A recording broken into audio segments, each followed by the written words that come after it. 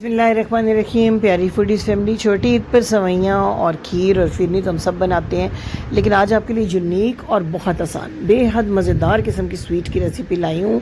रसमलाई भी आपको भूल जाएगी, रबड़ी भी भूल जाएगी, इतनी अच्छी, इतनी टेस्टी और इतनी लजीज ये रेसिपी तैयार होती है।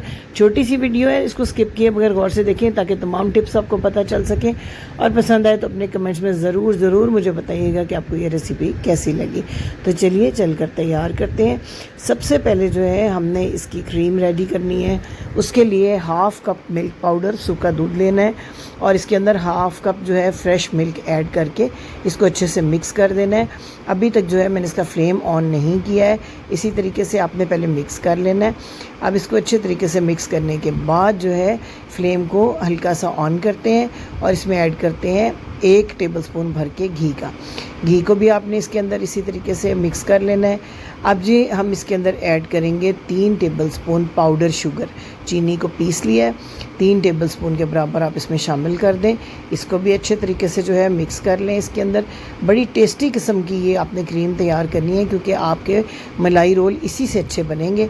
अब हाफ़ कप जो है ना डेयरी क्रीम या दूध की गाढ़ी मलाई, ये आप दोनों चीज़ों में से कोई भी चीज़ शामिल कर सकते हैं।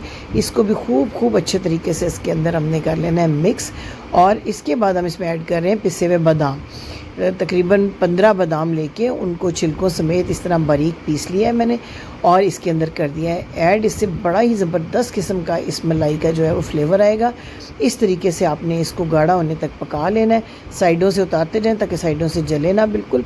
ये देखें इस तरह गाढ़ी हो जाएगी। जब आप उतार के रखेंगे तो मज़ीद थोड़ी सी जो है ना इसने इस तरीके से स्टिकी और गाढ़ा हो जाना है। अब जी मैंने लिया है 3 कप दूध पैन में, इसमें मैंने 1 टीस्पून इलायची का पाउडर ऐड किया है और क्रश किए हुए पिस्ते, बादाम और काजू ये 2 टेबलस्पून डाल दिए। इनके साथ इस दूध को हमने गर्म करना है और इस तरीके से जो है बड़ा अच्छा फ्लेवर आएगा। अब जी मैंने इसके अंदर 3 टेबलस्पून शुगर ऐड कर दी है।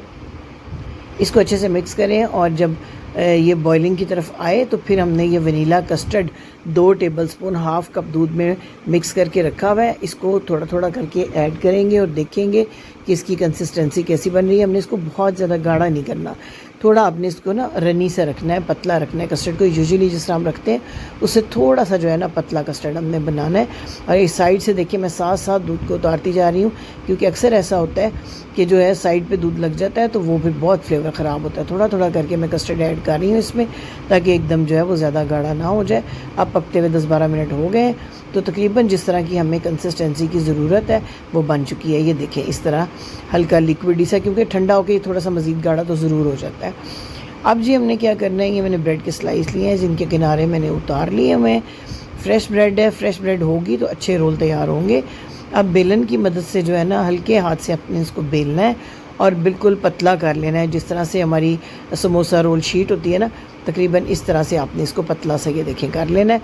अब क्या करेंगे, जो हमने मज़ेदार टेस्टी सी अपनी मलाई तैयार की थी, इसको इस तरीके से जो है वो अच्छे से हमने रोल की शक्ल में फैला लेना है और इसको हमें कोई चीज़ स्टिकिंग के लिए लगाने की ज़रूरत नहीं है।